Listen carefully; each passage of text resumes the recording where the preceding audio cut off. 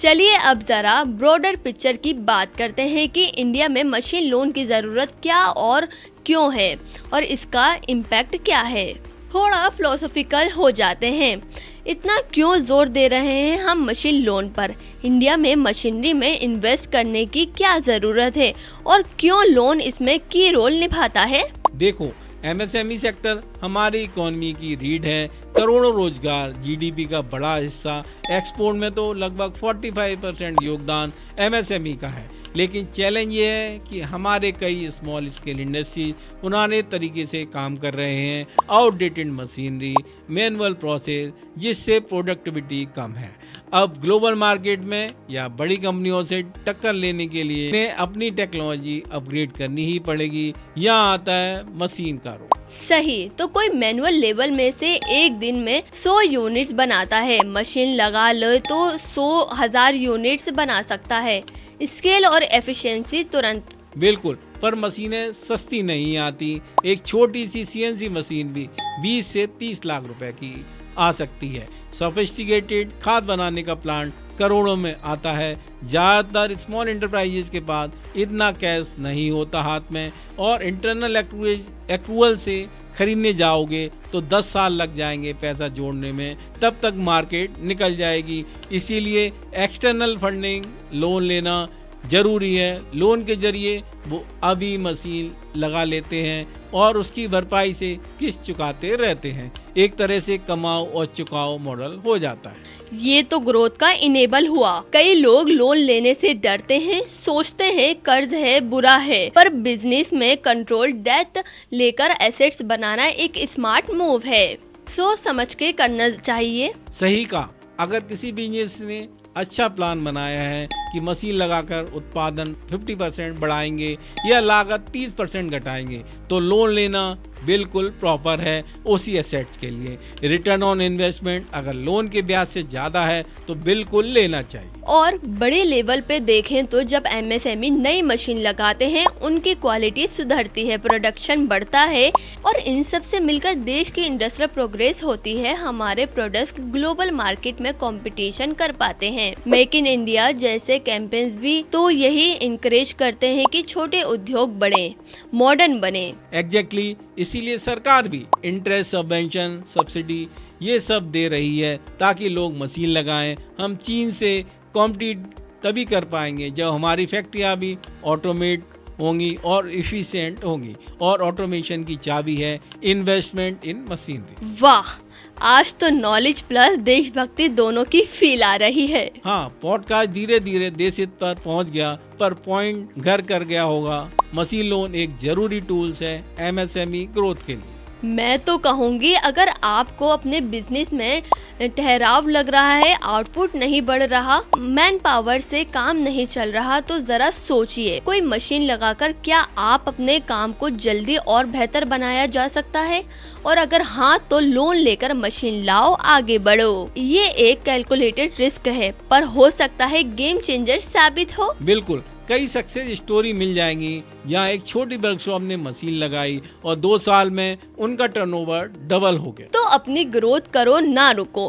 पैसे की दिक्कत है तो हम जैसे समझदार फाइनेंसर से बात करो, रास्ते निकालो। तभी तो कहते हैं, पूंजी की कमी से सपने मत रोको, बैंक से हाथ मिलाओ और छलांग लगाओ। बहुत बढ़िया। और अगर बोरोवर को लगता है ये मैसेज औरों तक जाना चाहिए तो शेयर मारो इस वीडियो को अपने एंटरप्रेन्योर ग्रुप में। अब प्रैक्टिकली जान लेते हैं करना क्या है। अप्लाई करें मशीन लोन के लिए। ठीक है जी, मन बना लिया लोन लेने का। अब स्टेप्स क्या हैं अप्लाई करने के? थोड़ा प्रैक्टिकल गाइड दे दो, ऑनलाइन ऑफलाइन दोनों सिनेरियो में। श्योर, काफ़ी कुछ हम पैसे मिलने की प्रक्रिया में कवर कर चुके हैं, तो यहाँ फटाफट पॉइंट वाइज बताते हैं अप्लाई करने का तरीका। खुद होमवर्क करो। पहले दिन बैंक मांगने से पहले इंटरनली तैयारी कर लो। कितना लोन चाहिए, कौन सी मशीनरी खरीदनी है, ब्रांड, मॉडल, कॉस्ट जानकारी जुटाओ। खुद कितना पैसा लगा सकते हो, ईएमआई कितनी कैरी कर सकते हो, ये सब सोचकर प्लान बना लो। जितना क्लियर विजन होगा, बैंक वाले उतनी गंभीरता से लेंगे।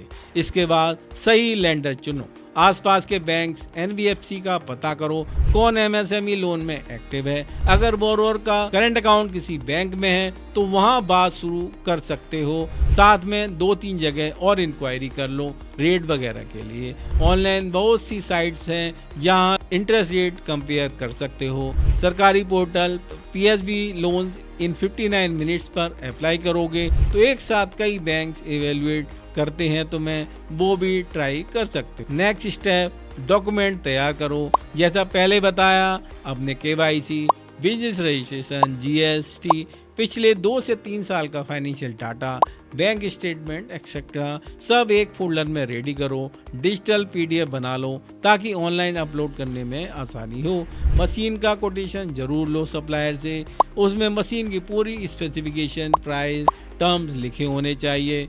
ये बहुत ज़रूरी है, बिना इसके मशीन लोन आगे नहीं बढ़ेगा। नेक्स्ट स्टेप, एप्लीकेशन फाइल करो। अब या तो बैंक या NBFC के ब्रांच में जाकर फॉर्म भरो या उनकी वेबसाइट पर ऑनलाइन फॉर्म भरो। ऑनलाइन अप्लाई करोगे तो वे अगले स्टेप के लिए रिप्रेजेंटेटिव से कांटेक्ट करेंगे। ब्रांच जाओगे तो वहाँ सीधे ले लेंगे एप्लीकेशन। एप्लीकेशन में पूरा डिटेल भरो, बिजनेस का नेचर, टर्नओवर एनुअली क्या है, प्रॉफिट क्या है, मशीन डिटेल्स, कोलेटरल या नहीं है या आदि। नेक्स्ट स्टेप, डिस्कशन करो। एप्लीकेशन के बाद बैंक वाले बोरोवर से बातचीत करेंगे। एक तरह का इंटरव्यू होता है। घबराओ नहीं, ईमानदारी से सब बताओ बिजनेस के बारे में। पैशन से बताओ कि क्यों मशीन चाहिए, कैसे रिपेमेंट करोगे। ये सॉफ्ट एक्सपेक्ट ही काम आता है। क्वेश्चन जैसे मशीन से कितनी बढ़ोतरी एक्सपेक्ट कर रहे हो प्रोडक्शन में, किस मार्केट को टारगेट करोगे, पहले भी लोन लिया है तो उसका ट्रैक कैसा है, इसकी तैयारी करके जाओ। Next step, follow up. Apply करके भूल मत जाना, बैंक को हल्का सा फॉलो अप करना पड़ता है, खासकर सरकारी बैंक में तो जरूर। सर प्रोग्रेस हुआ क्या, कोई और डॉक्यूमेंट चाहिए तो बताइए। This shows you are serious and keep them on toes. लेकिन बहुत ज़्यादा फ़ोन भी मत करो कि उन्हें इरिटेशन होने लगे। बैलेंस रखो। नेक्स्ट, सैंक्शन मिलने पर कंपैरिजन करो। अगर बोरोवर ने एक से अधिक अप्लाई किया और 2 जगह से हाँ मिल गई तो ठंडे दिमाग से दोनों के ऑफर कंपेयर करो। इंटरेस्ट रेट, टेन्योर, कोई हिडन चार्जेस तो नहीं है, processing fees, prepayment charges, penalty आदि, और सर्विस फैसिलिटी सब देखो। जो बेहतर हो उसे फाइनल करो, दूसरे को मना कर दो। Next step, documentation. चुने हुए ऑफर का सैंक्शन लेटर साइन करके बाकी फॉर्मेलिटी निपटाओ। लीगल डॉक्यूमेंट ध्यान से पढ़ो। कोई शर्त अटपटी लगे तो पूछो। अगर भाषा समझ नहीं आती तो किसी CA या वकील से समझ लो। साइन बिना सोचे समझे मत करो। EMI, इंटरेस्ट, टेन्योर, अमाउंट सब ठीक लिखा है ना, वेरीफाई कर लो। नेक्स्ट, मशीन ऑर्डर और इंस्टॉलेशन। लोन फॉर्मेलिटी पूरे होते ही मशीन का ऑर्डर प्लेस करो अगर पहले से नहीं किया था। बैंक से कोऑर्डिनेट करके पेमेंट रिलीज करवाओ सप्लायर को। मशीन आ जाए तो बैंक को भी सूचित कर दो कि मशीन आ गई है, काम शुरू हो गया है। कभी कभी वो आके विजिट भी करते हैं। पोस्ट डिसबर्समेंट इंस्पेक्शन होता है। नेक्स्ट, समय पर EMI ऑन मॉनिटरिंग। इसके बाद बोरोवर का काम है सिर्फ EMI टाइम पर भरना। बोरोवर को ऑटोमेटेड ECS सेट करवाना चाहिए। बस इंश्योर करो कि अकाउंट में पैसे रहें हर महीने। साथ ही बिजनेस से उस मशीन का बेस्ट यूज निकालो ताकि कमाई बढ़े और लोन बोझ नहीं लगे। अगर भविष्य में कोई दिक्कत आती है EMI देने में तो समय रहते बैंक से बात करो। हो सकता है वो किस्त टाल दे, आगे बढ़ा दे या कोई समाधान निकाले। पॉइंट्स नोट्स हो गए भाई। और सच बताऊं, ये सारी चीज़ें इतनी सरलता से आपने बता दी कि जिसने आज तक लोन अप्लाई नहीं किया तब वो भी समझ गया होगा कि अब क्या करना है। थैंक्स मुझे नहीं, thanks year of writing loan application. मजाक कर रहा हूँ, मैंने अपने क्लाइंट के साथ बहुत ही ये प्रोसेस किया है तो प्रैक्टिकली क्या होता है पता है।